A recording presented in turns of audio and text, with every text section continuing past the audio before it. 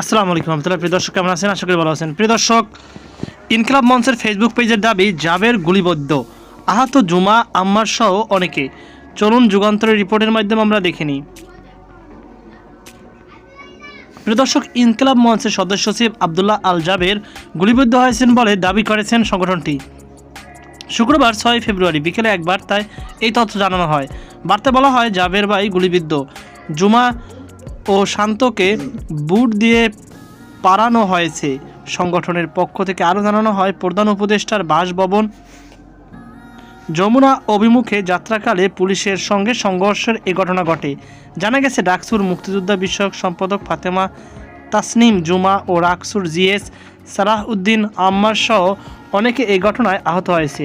জুলাই মঞ্চের এক ফেসবুক পোস্টে জানানো হয়, শহীদ ওসমান হাদির বিচারের দাবিতে শান্তিপূর্ণ অবস্থান কর্মসূচি নির্মমভাবে হামলা চালিয়েছে পুলিশ। হামলায় গুলিবিদ্ধ হয়েছেন ইনকিলাব মঞ্চের সদস্য সচিব আবদুল্লাহ আল জাবের সহ বেশ কয়েকজন সদস্য।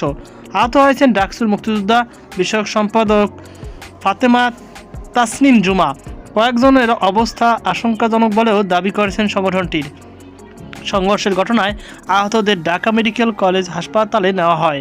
হাসপাতালে পুলিশ ফাঁড়ির ইনচার্জ মোহাম্মদ ফারুক বলেন, 3 জনকে হাসপাতালে চিকিৎসা দেওয়া হচ্ছে, তবে কেউ গুলিবিদ্ধ নয়। ইনকিলাব মঞ্চের নেতাকর্মীরা জাতিসংঘের অধীনে শহীদ শরীফ ওসমান হাদি হত্যার তদন্ত ও জড়িতদের বিচারের দাবিতে কর্মসূচি পালন করছেন।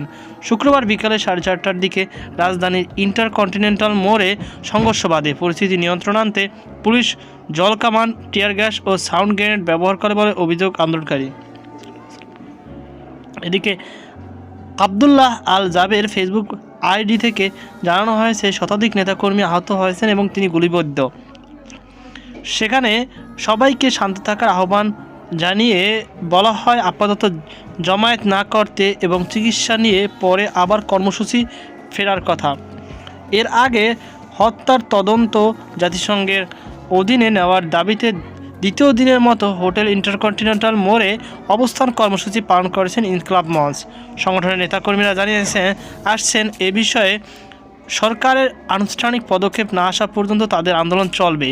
বৃহস্পতিবার বিকাল থেকে রাতভর অবস্থান কর্মসূচি অংশ নেন হাদির স্ত্রী রাবেয়া ইসলাম শম্পা, আবদুল্লাহ আল জাবের এবং ডাকসু নেত্রী ফাতেমা তাসনিম জুমা সহ অন্যরা।